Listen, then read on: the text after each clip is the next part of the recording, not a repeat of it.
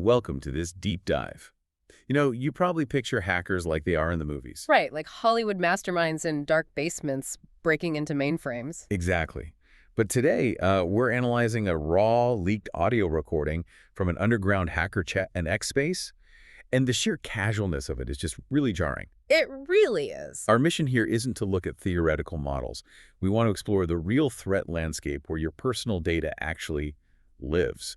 And it's not clinical, it's chaotic, it's deeply ego-driven, and, well, it occasionally spills over into actual street violence. Yeah, so the recording really centers around this hacker who goes by K-Breaker, and his group, Team JXL.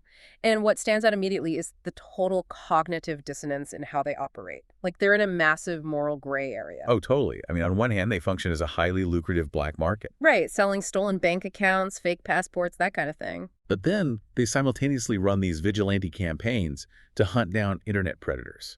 They're also actively hacking government domains like Mexican hospitals and the Colombian registry. But wait, they aren't destroying data, right? No, they're just dropping digital tags on the homepages. It's basically like a neighborhood watch group that protects your streets at night, but then runs an illegal chop shop, fencing stolen cars by day. That's a perfect analogy, and they justify this gray hat behavior as a forced public service. Their logic is that massive institutions are just too lazy, or they won't allocate the budget to fix a vulnerability unless they are publicly humiliated. So by leaving their digital tag, Team JXL is proving the exploit exists. Exactly. It forces the governments to finally patch the infrastructure. But, listen to Codebreaker talk about how they operate, that their methods are not what you'd expect. We're not talking about them burning, like, highly complex, sophisticated zero-day coding masterpieces. Not at all. He flat out states that their most devastating hacks leverage basic human psychology, so social engineering, and really simple login connection flaws. Which I don't get. How are massive government databases falling to basic connection errors? Well, it usually comes down to session management.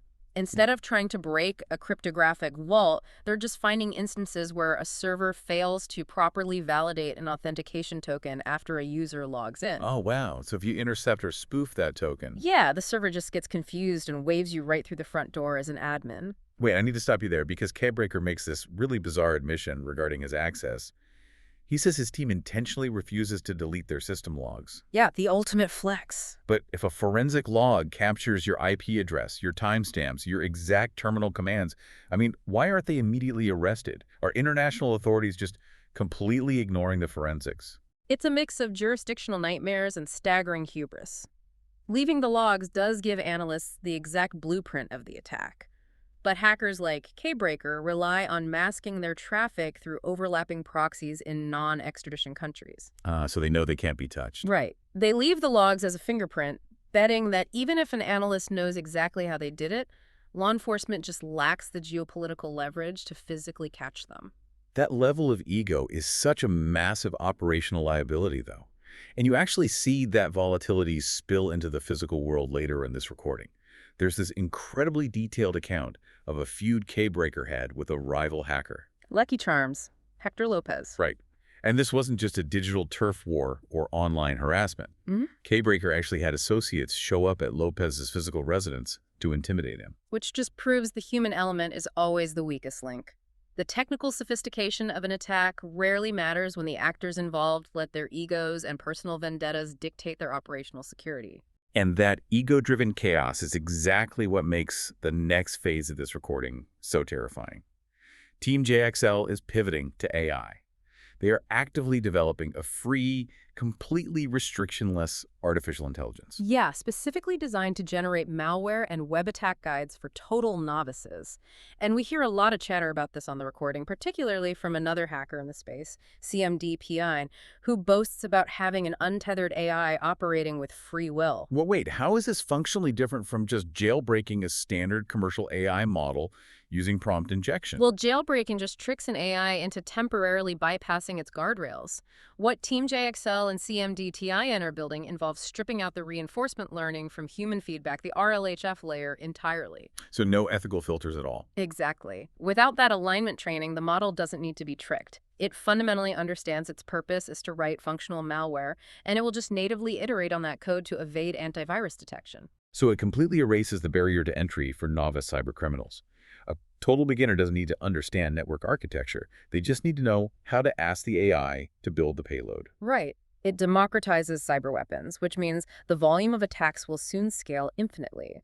Traditional perimeter defenses just aren't built to handle automated, bespoke malware generated at that kind of speed. Wow.